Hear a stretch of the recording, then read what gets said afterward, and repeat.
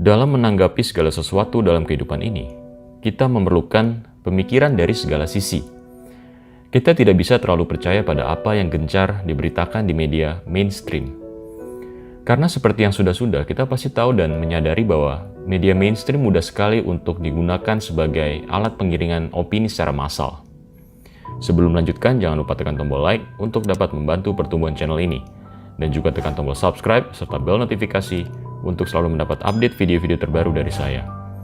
Untuk memperoleh manfaat penuh dari video ini, Anda sangat dianjurkan untuk menonton video ini sampai selesai. Dari video ini saya akan membantu Anda semua untuk melihat fakta-fakta yang berkaitan dengan merebaknya wabah pandemik virus COVID-19. Tujuan dari video ini bukan untuk menyebar ketakutan, tetapi untuk menyadarkan kita agar tidak mudah tergiring informasi yang keliru. Berikut ini adalah beberapa fakta menarik yang perlu kita ketahui tentang pandemi global virus COVID-19. Coronavirus adalah jenis virus yang biasa menginfeksi hewan mamalia dan burung. Human coronavirus atau coronavirus pada manusia pertama kali ditemukan pada akhir tahun 1960. Pada manusia, jenis coronavirus pada umumnya menyerang saluran pernafasan. Berikut ini adalah merupakan beberapa jenis human coronavirus. Coronavirus 229A, Coronavirus OC43, Coronavirus NL63. Ketiga jenis coronavirus ini yang menyebabkan tubuh kita meriang atau panas dingin, atau sakit tenggorokan yang sangat umum terjadi. Tidak ada yang spesial dari jenis coronavirus ini. Kemudian jenis coronavirus yang lebih berbahaya adalah MERS, kemudian SARS, di mana pada derajat ringan, kedua penyakit ini dapat menyebabkan demam, batuk, nyeri tenggorokan, masalah pada pencernaan, hidung tersumbat, tubuh yang merasa sangat lemas, sakit kepala, dan nyeri otot. Jika semakin berat, gejala ketiganya dapat menyerupai pneumonia, yaitu demam, batuk parah, kesulitan bernafas, dan nafas yang cepat. Kemudian jenis virus yang terbaru adalah SARS-CoV-2 atau yang disebut sebagai COVID-19, di mana jenis coronavirus ini memiliki karakteristik yang sangat mirip dengan MERS dan SARS, hanya jauh lebih ringan. Dan juga COVID-19 jarang disertai keluhan seperti pilek dan keluhan pencernaan seperti buang air besar, mencret, mual, dan muntah. Sebagai pembanding saja, tingkat kematian dari SARS adalah 10% dan MERS adalah 37%. Sedangkan tingkat kematian COVID-19 sampai hari ini tingkat kematiannya hanya berkisar di angka 3,4%. Yang mana perlu kita ketahui, 99% dari korban meninggal ini memiliki setidaknya 1-3 penyakit bawaan.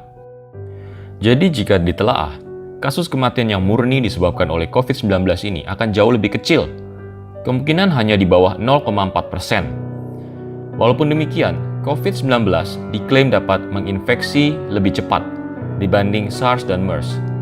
Dan ini pun sebetulnya masih butuh pembuktian yang lebih lanjut.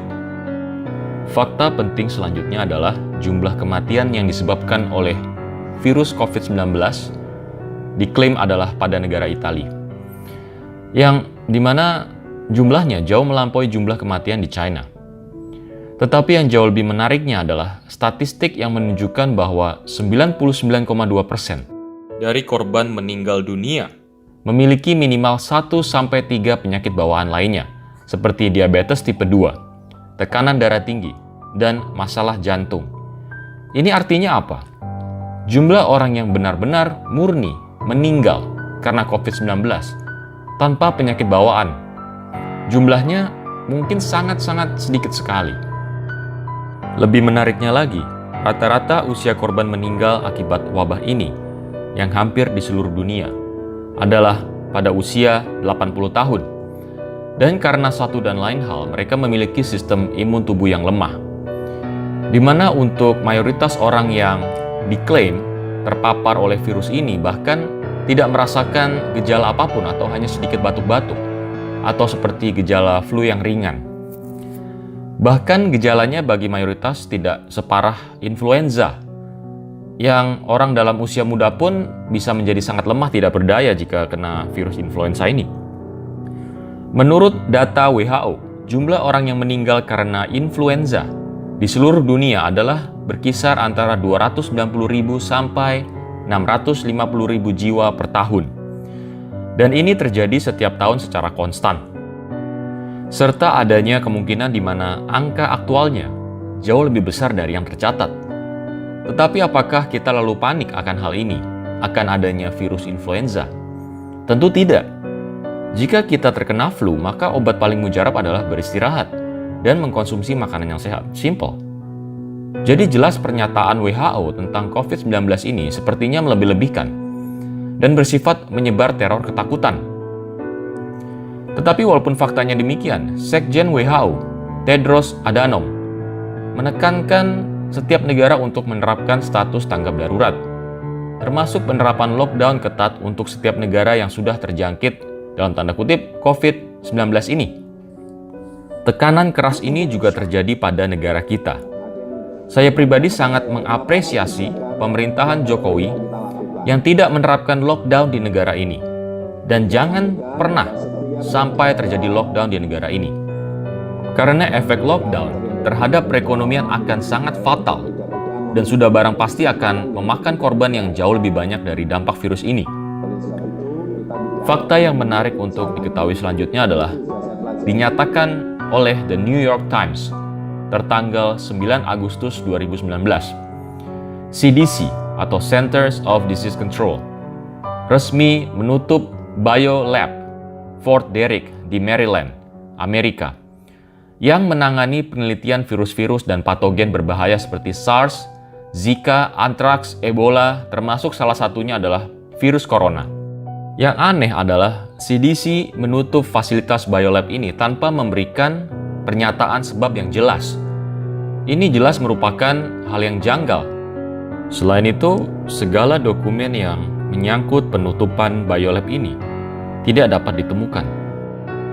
Kemudian pada bulan Oktober 2019, terdapat event Military World Games, yang mana Amerika mengirim 200 personil militernya untuk berlomba.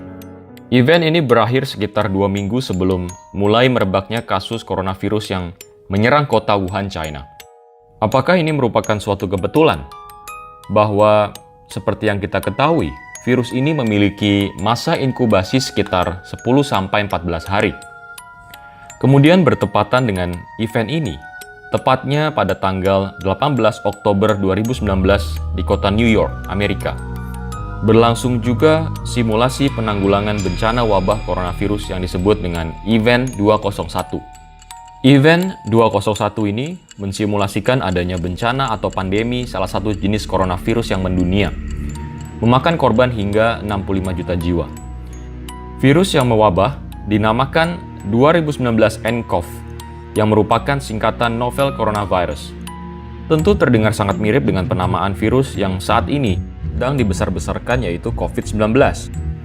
Tidak lama setelah itu juga, siaran Netflix, yang juga merupakan milik negara Amerika, merilis film dokumentari berjudul Pandemic pada tanggal 22 Januari 2020, di mana film dokumenter ini sudah mulai dibuat sejak tahun 2019. Film Pandemic ini menggambarkan situasi yang sangat mirip dengan yang terjadi pada saat ini, yaitu bencana virus yang menyebabkan keadaan lockdown, ras bahan-bahan pokok, dan lain sebagainya. Sungguh hal yang penuh kejanggalan. Fakta selanjutnya adalah sampai saat ini masih sangat sulit menentukan jenis tes yang akurat untuk menentukan apakah seseorang terkena virus COVID-19. Apalagi jenis tes antibodi yang dilakukan dengan sampel darah masih merupakan tes yang sangat rancu. Banyak sekali permasalahan di balik tes kit ini yang tidak diberitakan di media massa. Tingkat akurasi yang tidak jelas menjadi permasalahan dari tes kit yang ada di saat ini.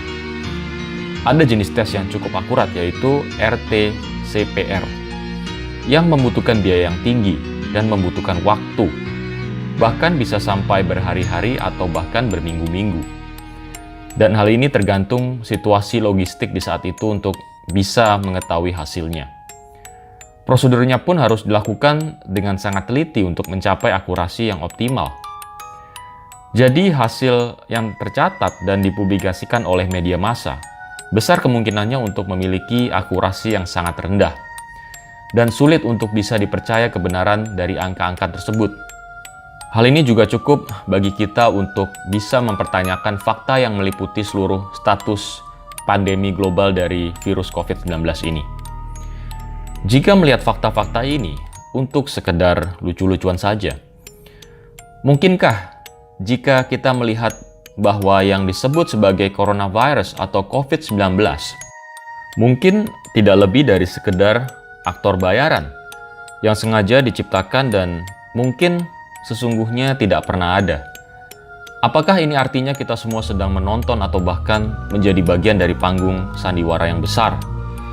Apakah tujuan dari menyebarkan berita-berita tentang coronavirus setiap hari dan setiap saat? Tujuannya adalah menciptakan ketakutan. Karena ada istilah fear is the currency for control. Artinya ketakutan adalah mata uang untuk kontrol. Jadi dengan menciptakan ketakutan di tengah masyarakat, maka akan semakin mudah mengontrol masyarakat tersebut. Problem, reaksi, solusi. Tidak ada cara lebih baik untuk memanipulasi persepsi massa selain dengan mengaktifkan mekanisme manusia untuk bertahan hidup. Terbukti seperti yang terjadi di Amerika. Dengan menyebarkan ketakutan melalui virus corona ini, dengan mudah orang patuh untuk menjadi dalam tanda kutip tahanan rumah. Orang-orang ketakutan dan memborong kebutuhan pokok. Kita pun di negara ini juga pasti sudah merasakan efeknya. Kita sudah 1 minggu lebih ini selalu di rumah, dianjurkan oleh pemerintah untuk tidak keluar. Yang paling merasakan pertama kali adalah para pekerja harian yang mulai perlahan kehilangan mata pencariannya. Kemudian para wira swastawan yang kehilangan banyak peluang penjualan karena peristiwa ini. Mal-mal yang sepi. Banyak sekali orang yang dirugikan akan hal ini.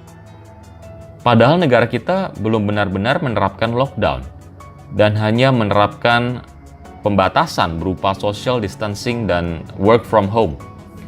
Ini pun baru berlangsung beberapa minggu. Bisa diprediksi bagaimana kacaunya negara ini jika lockdown benar-benar diterapkan, apalagi untuk waktu yang tidak dapat ditentukan. Wabah pandemi global yang paling berbahaya adalah sifat ketamakan dan rasa tidak pernah cukup.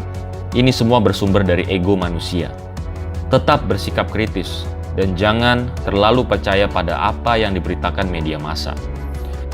Prediksi saya hal ini masih akan berlangsung dalam waktu yang cukup lama dan membutuhkan waktu untuk pulih. Mudah-mudahan saya salah. Stay safe teman-teman semua. Semoga segala yang terjadi ini adalah untuk kebaikan kita semua di masa depan.